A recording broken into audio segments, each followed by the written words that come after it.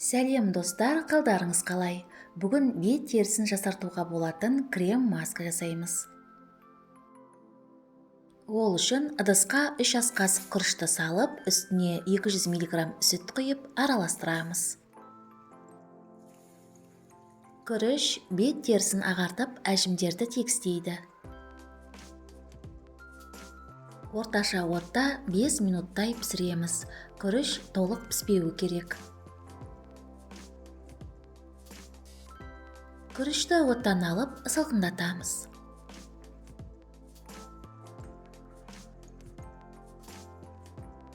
Енді бізге бір орташа картоп керек. Картопты қабығынан аршып тазалаймыз. Картоптың құрамындағы С дәрумені қарадақтардың пайда болуын азайтуға көмектеседі. Картопты майда үкіштен өткіземіз. Және де картоп теріні ағартуға ықпал етеді. Үкіштен өткізілген картопты пюре жасайтын ыдысқа саламыз. Үстіне суытылған күрішті салып, блендермен езіп пюре жасаймыз. Достар, каналға жазылыңыздар. Мұнда сізге керекті рецепттер табатыныңызға сенімдімін. Күріш картоп қоспасын дәке арқылы сүзіп аламыз. Достар, менің видеомды қай қаладан көріп жатқандарыңызды жаза кетіңіздер.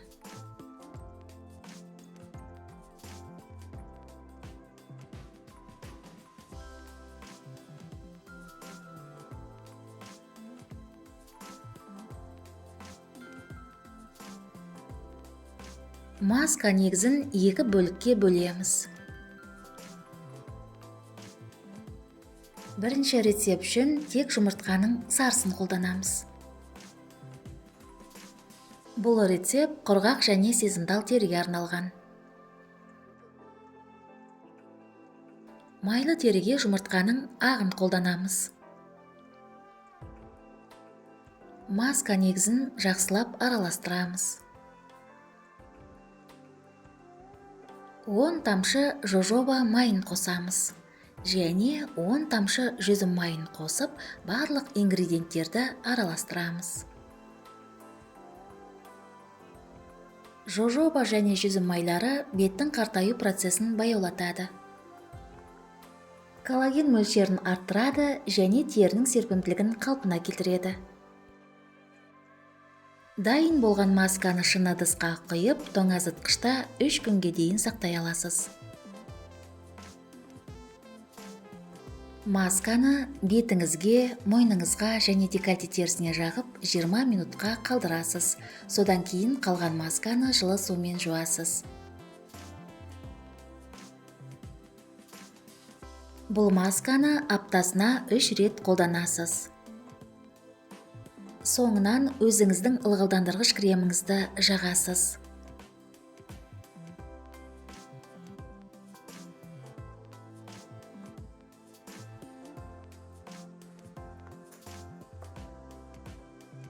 Енді екінші крем маскаға жұмыртқаның ағын қосып араластырамыз. Үйде дайындалған күріш пен жұмыртқа маскасы теріңізді жасартады.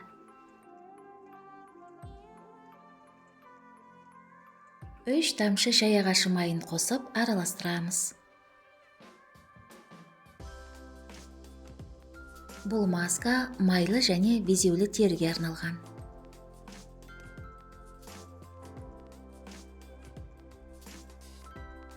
Дайын болған масканы шыны ыдысқа құйып, тоңазытқышта 3 күнге дейін сақтай аламыз.